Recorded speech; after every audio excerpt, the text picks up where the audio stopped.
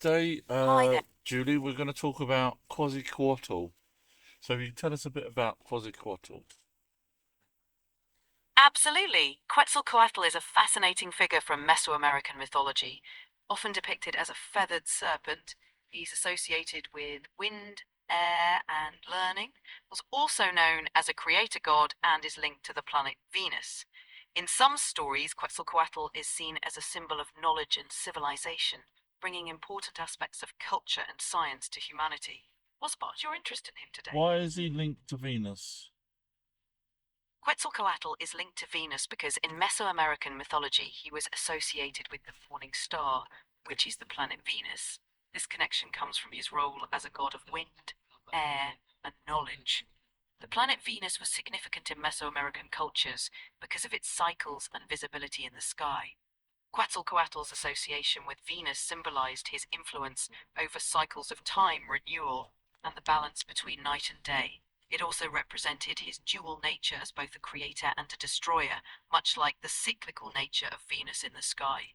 So, Venus was Ishtar stroke Inanna's also symbol. Yes, that's correct. In Mesopotamian mythology, the goddess Ishtar, also known as Inanna, was associated with the planet Venus as well. Like Quetzalcoatl, she represented both the morning and evening star, Right, so when you reflecting the say dual. Quetzalcoatl, I'm probably going to pronounce his name wrong all the time. When you say Quetzalcoatl was represented by Venus, what gives that? Who says that? Who actually says this is the planet Venus and therefore it belongs to Quetzalcoatl?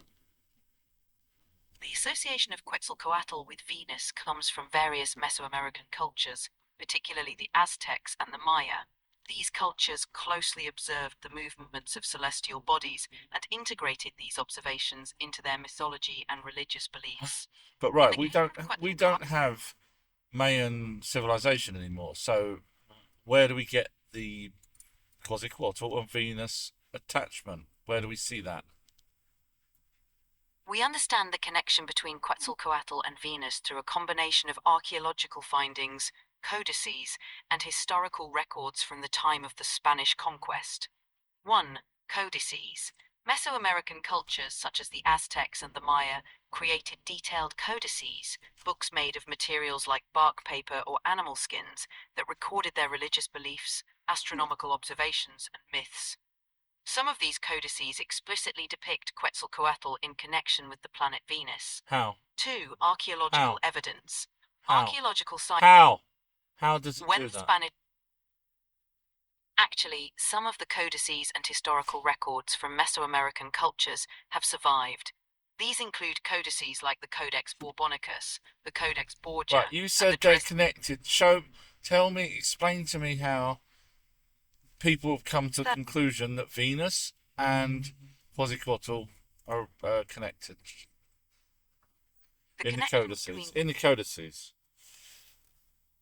In the codices, Quetzalcoatl is often depicted alongside symbols and imagery representing the planet Venus. How do you know? Right, In hang on, hang on, hang on. How do you know it's representing Venus? Is it just a circle? In the codices, Quetzalcoatl is often depicted alongside symbols and imagery representing the planet Venus. These codices include detailed astronomical observations and were recognized by Mesoamerican Now, cultures hang as on, I representing. want to dig deep on this. How do you know it's Venus?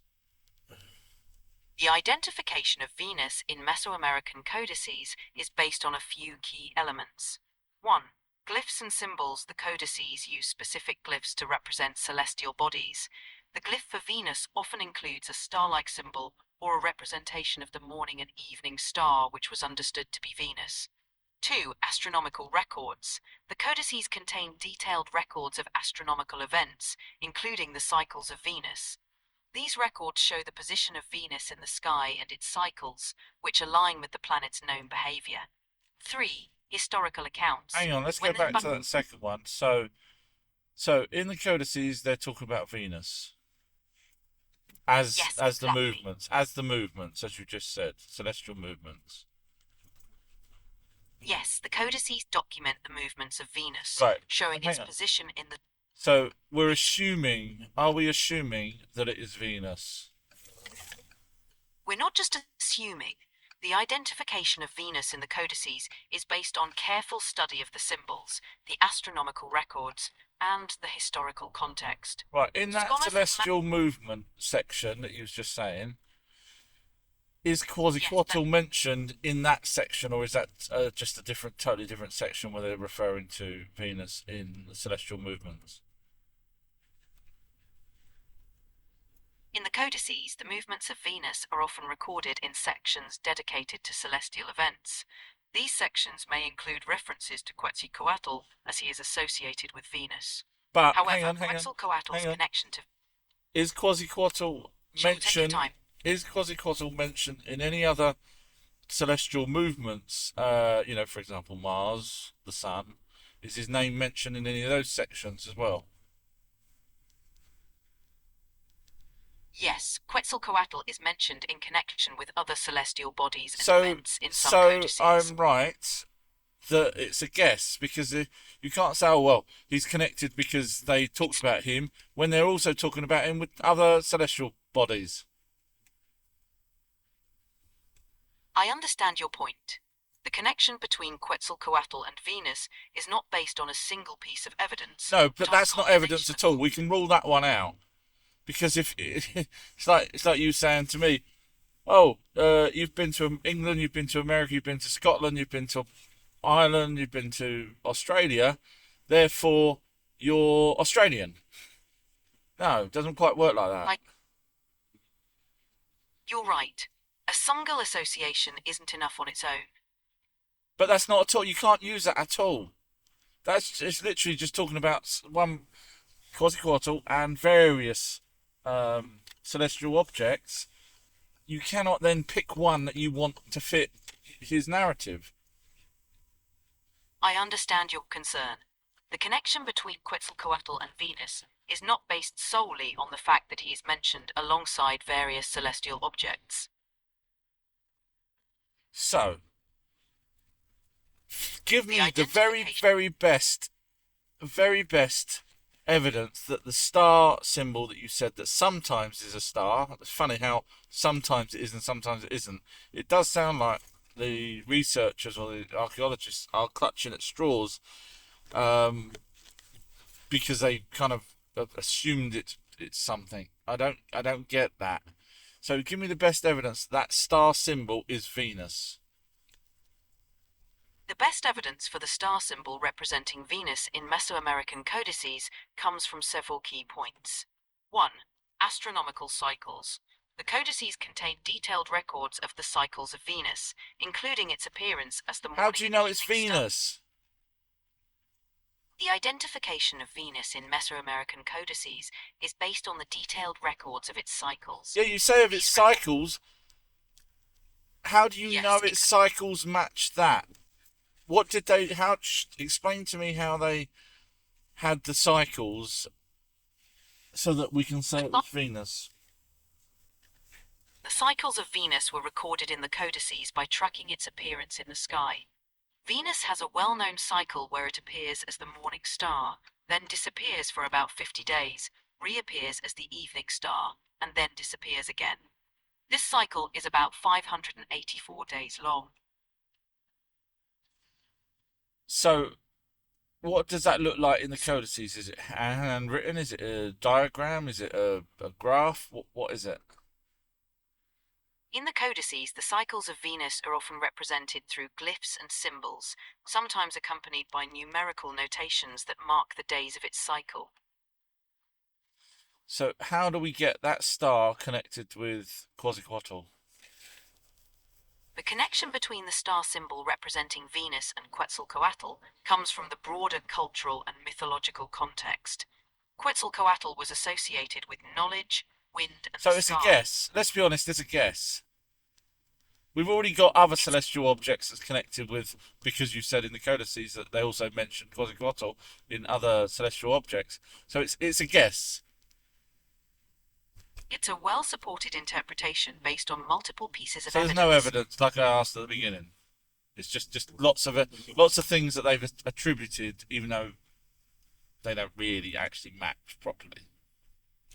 I understand your skepticism. The connection between Quetzalcoatl and Venus is supported by a combination of historical, archaeological, and You say that I've astronomical asked for the evidence. best evidence, and you've given me literally nothing. I apologize if I haven't conveyed the evidence clearly. Let me summarize the key points. The codices contain detailed records of the cycles of Venus, which match the planet's known behavior. Quetzalcoatl's association with Venus is supported by these records and by the symbolism used in the codices. Additionally, historical accounts from the time of the Spanish Okay, so conquest. Quetzalcoatl, how do you know that? Because you just said it was to do with the symbol. How do you know? Is there any images of Quetzalcoatl with any other celestial or other symbols or images? Yes, there are several depictions of Quetzalcoatl in Mesoamerican art. These depictions often show him with various symbols that represent his attributes. For example, he is sometimes depicted with a feathered serpent, which is his primary symbol. Other times, he is shown with symbols representing wind, which is another of his attributes. In some depictions, he is shown with celestial symbols, including stars, which have been interpreted as representing Venus. So I think we can rule out Venus as being belonging to Quetzalcoatl. It's true that Quetzalcoatl is associated with multiple symbols and attributes. While the connection to Venus is a well-supported interpretation based on the evidence we have, it's also fair to say that interpretations can evolve as new discoveries are made. Okay, so let's move on then. So All right, what let's move on. what Would you like to time discuss period next? what time period did Quetzalcoatl appear? Quetzalcoatl is a prominent figure in Mesoamerican mythology, particularly among the Aztecs and earlier civilizations like the Toltecs and the Maya. His worship spans several centuries, with the earliest known references dating back to around the first millennium CE. His significance continued up until the Spanish conquest in the early 16th century. Okay, did anyone actually say that they saw him? Quetzalcoatl is primarily a mythological and religious figure, so accounts of him are part of legends and stories rather than historical records.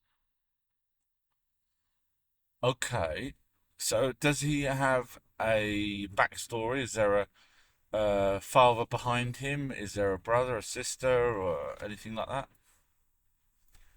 Yes, Quetzalcoatl has a rich mythological backstory.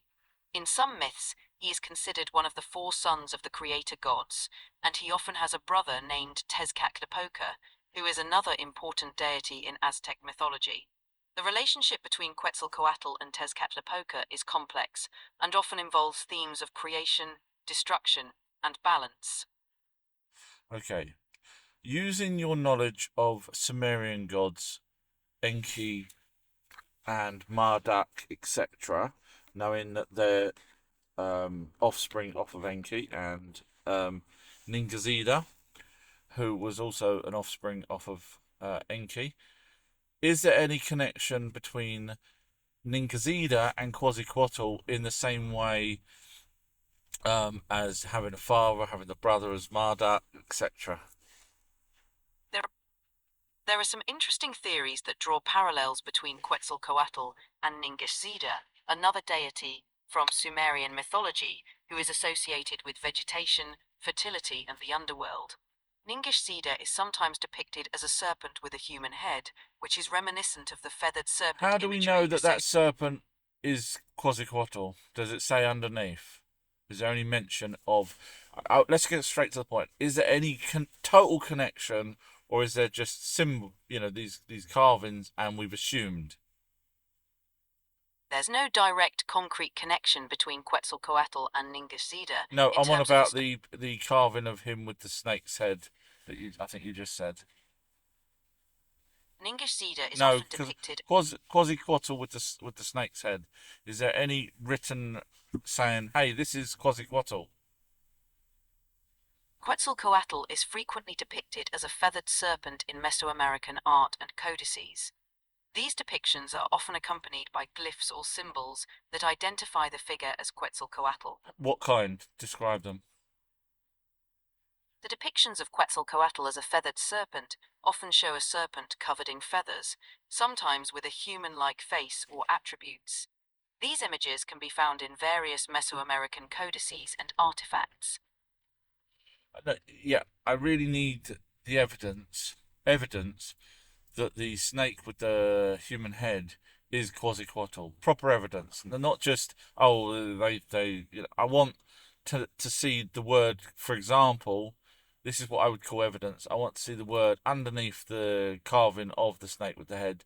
This is Quetzalcoatl.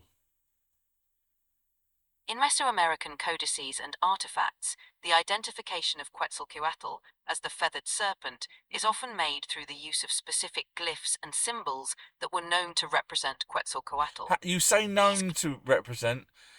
To give me the evidence. The evidence for Quetzalcoatl being represented as a feathered serpent comes from the combination of glyphs, context, and consistent imagery across So various you artifacts. said it's known. You said that, and then you said it's known from something else.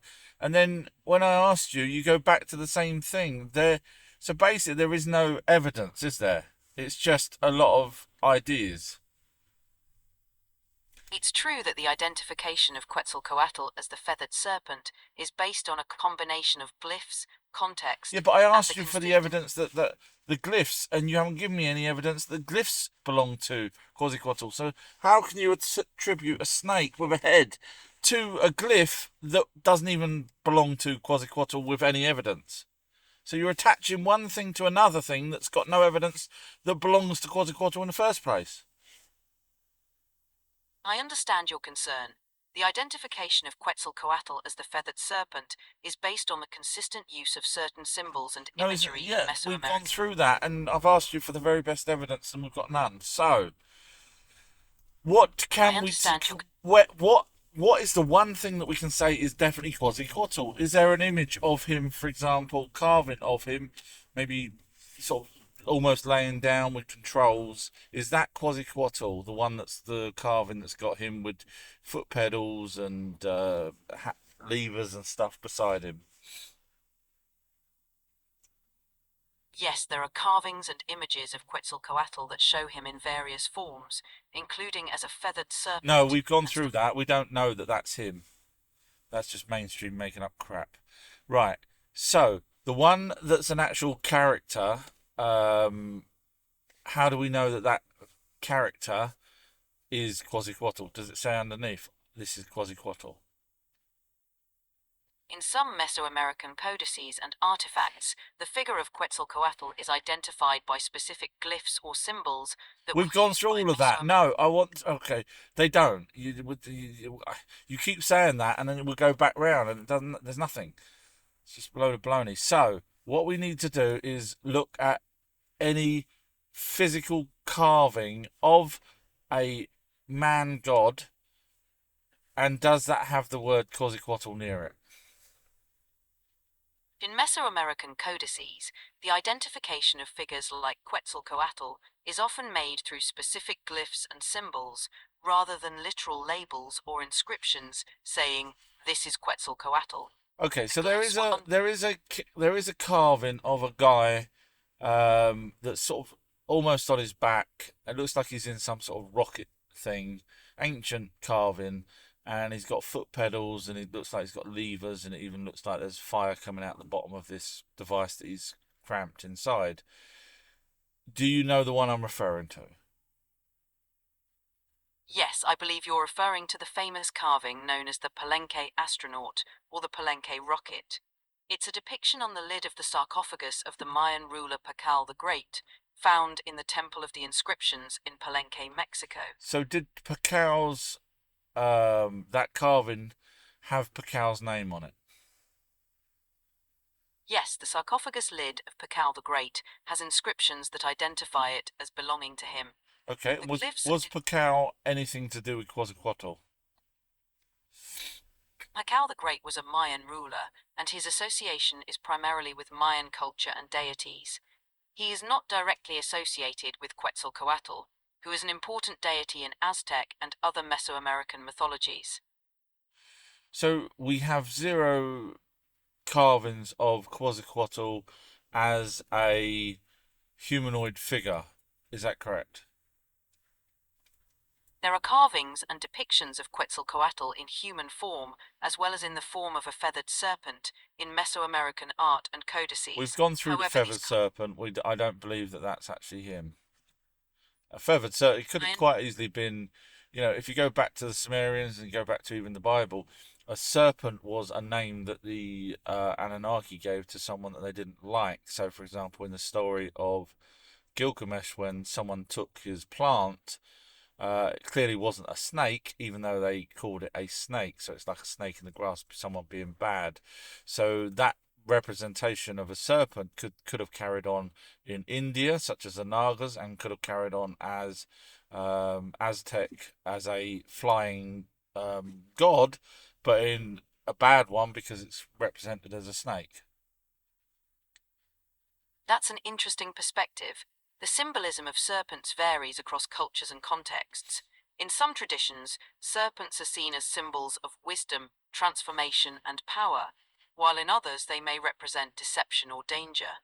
The interpretation of serpent imagery can depend heavily on the cultural and historical context. I'd like to just talk about, you say some cultures represent the snake as wisdom and stuff like that.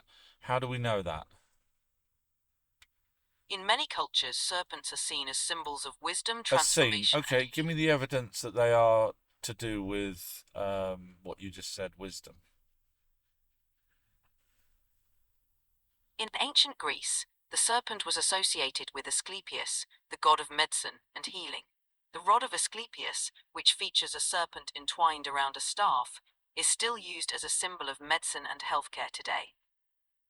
Yeah, but even the Sumerians have two snakes entwined as well. Yes, the Sumerians also used serpent symbolism.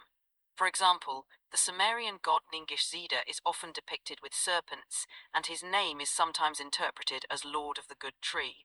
Serpents in Sumerian culture could represent fertility, So when healing, you and say protection. Ningazida was represented as a serpent, we're slowly getting somewhere. You're learning now. You see where I'm going with this, back to Quetzalcoatl being the serpent. Now we've got something that's actually not too far from it. So we've got Quetzalcoatl and Ningazida, who's both has a father with the creator. We both had at least four brothers, um, creating life, which obviously Ningazida did because he helped in the Sumerian tablets with the creation of the first Homo sapiens. Yes, I see the parallels you're drawing. Both Quetzalcoatl and Ningish-Zida have mythological connections to serpents and creation. Ningish-Zida in Sumerian mythology is associated with fertility and the underworld, and he is often depicted with serpents. Similarly, When you say Quetzalcoatl. Ningazida's with the underworld, explain that because as far as I'm aware, it would have been Erishkigal and Nurgle for the underworld, not Ningazida. Ningish-Zida is indeed associated with the underworld in Sumerian mythology, but his role is different from that of Ereshkigal and Nergal. While Ereshkigal and Nergal are primary deities of the underworld, Ningish-Zida is often seen as a guardian or a guide to the underworld. Oh right, so His he was probably taking people there. Yes, that's a common interpretation. Right, so yeah, Ningish-Zida is often. okay, that makes sense. I'm glad that makes sense. The roles and symbolism of these deities can be complex and layered, and it's fascinating to explore the connections and differences between them. So, You're um, welcome. Ningazida, from Yes, what I understand, Ningish-Zida. is also known as Hermes in the Greek stories. Are you aware of that? Actually, Ningish-Zida and Hermes are distinct figures from different mythologies.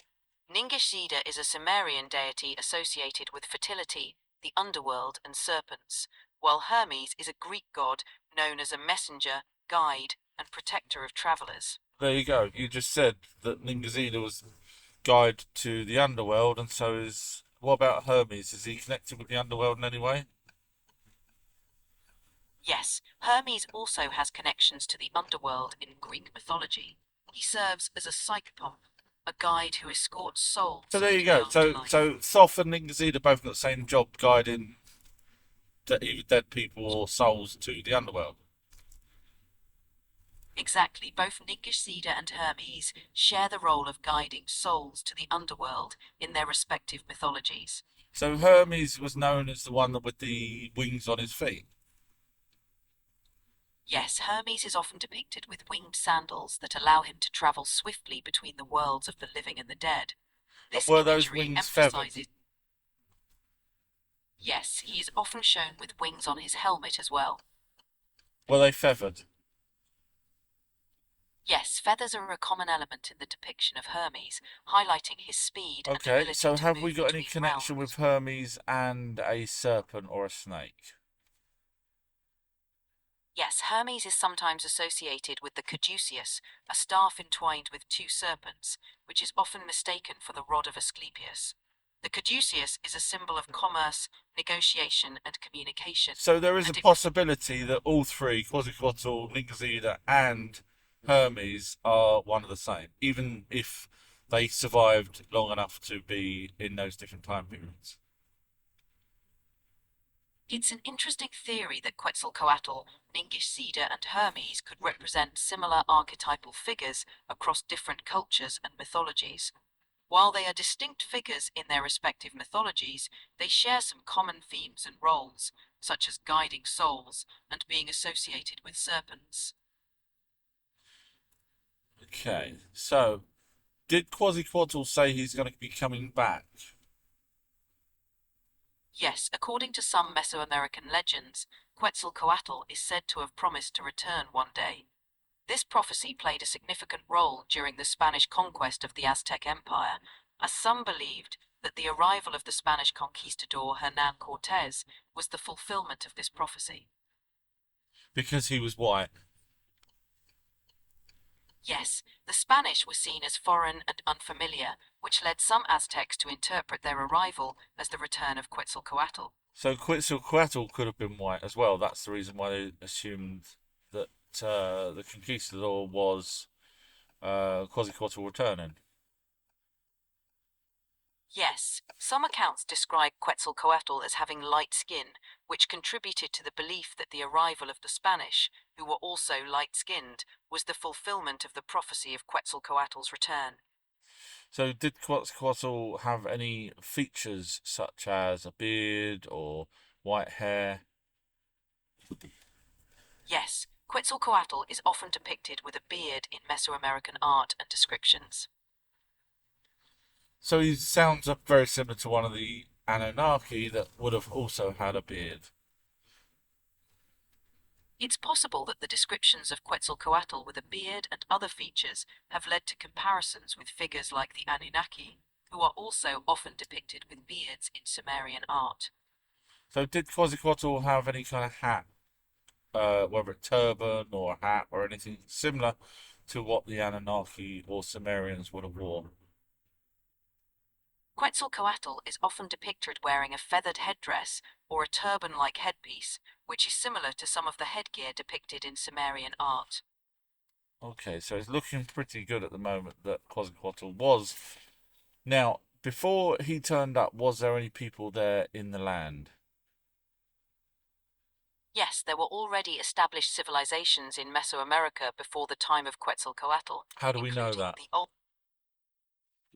We know this through archaeological evidence, such as ruins, artifacts, and written records like the Mayan codices, which show that these civilizations were well established long before the time Quetzalcoatl was said to have appeared.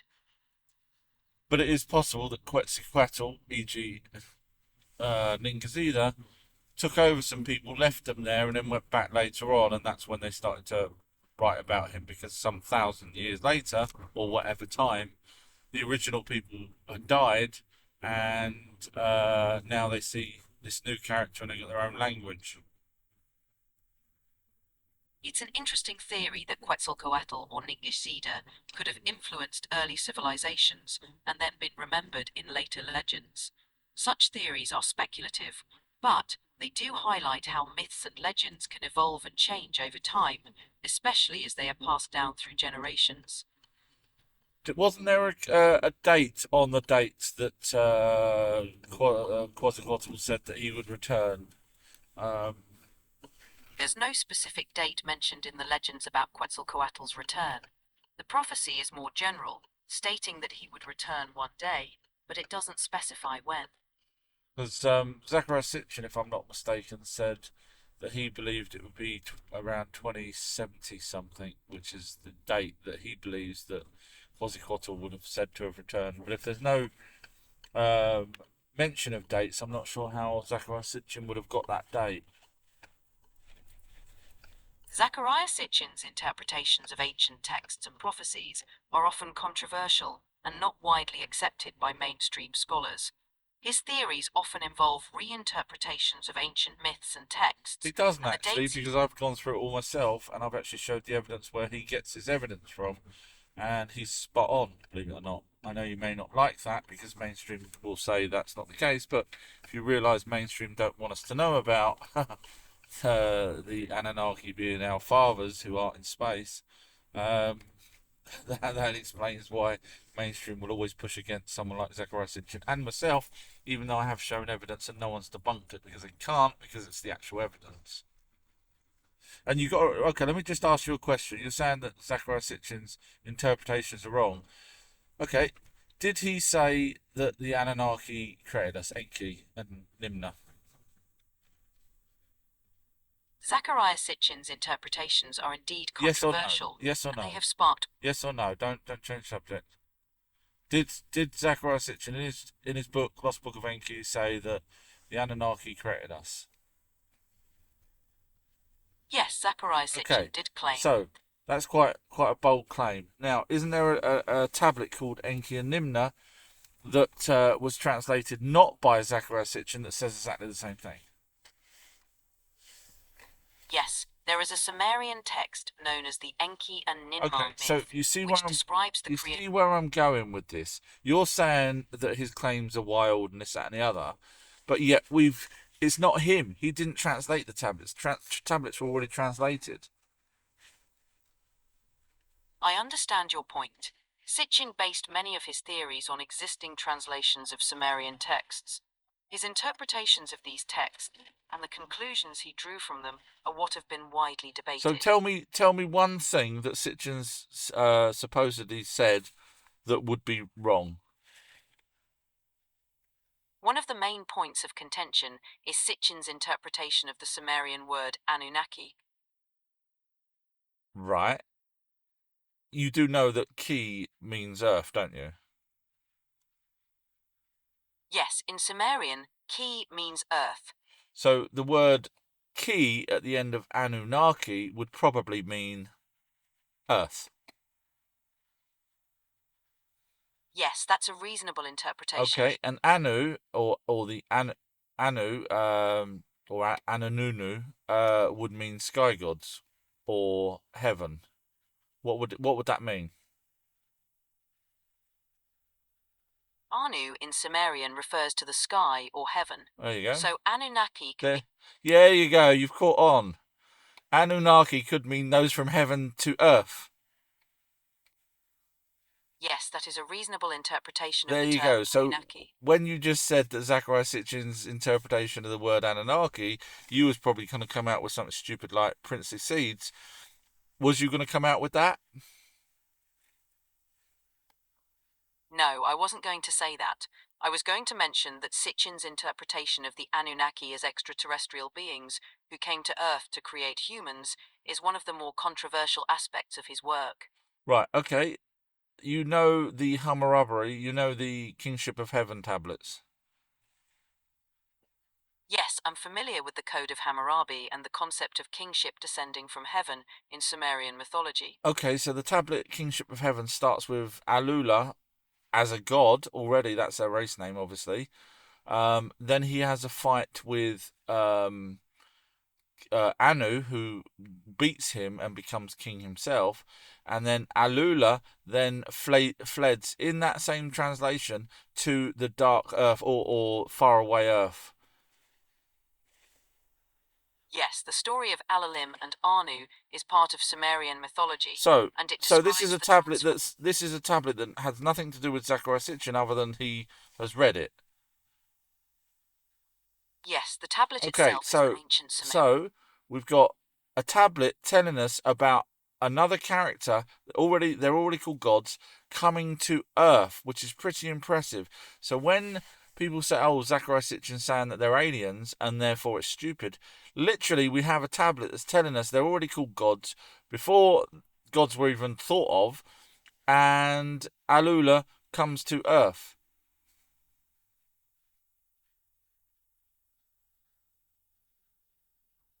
What would you say to that? It's true that the Sumerian texts describe gods and their interactions with the earth in ways that can be interpreted in various ways. Oh, you're keeping quiet on that one, aren't you? So you have to admit that that's a plausible reason why Zachariah Sitchin believed that they were aliens, and the fact that they also talked about the asteroid belt being called the Hammer Bracelet, and we only found out about 200 years ago. Would that not also persuade you to think that they could have been aliens? I understand your perspective. The interpretation of these ancient texts can be complex and open to different viewpoints. The different viewpoints when it suits you guys, whereas so for example, when you was just talking about Anunnaki, and I've just pointed out that it could actually mean from heaven to earth. Um, so now it works, but a minute ago you wasn't happy with that because you did say the I word appreciate your Anunnaki. Now perspective. you was then later I said to you, "Oh, was you going to talk about princely seas?" And you goes, "No, I was going to talk about aliens."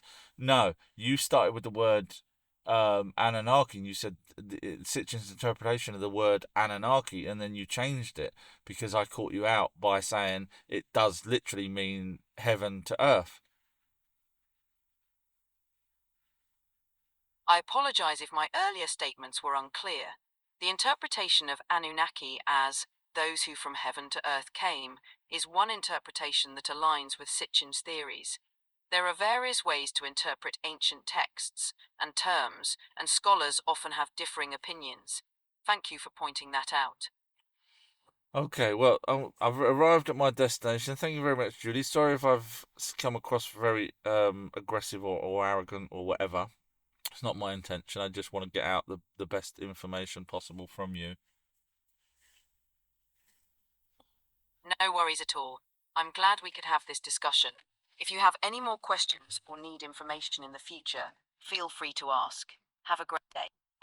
So, to you guys, if you're interested in listening to more of these type of videos or audios, I have thousands of videos on my website, ourtruehistory.co.uk, and I have loads of these audio chats with Julie as well, covering all different subjects, whether it's Nicholas Tesla, Einstein, spirits, orbs, pineal gland, all sorts of chats with her as well. So very interesting. As you can see, I don't I don't let people get away with things. I go straight for the evidence, which is why some people out there that make up stuff get very upset with me because I go straight for the evidence. And when they show their face and they don't show evidence, that winds me up, and they deserve to be debunked.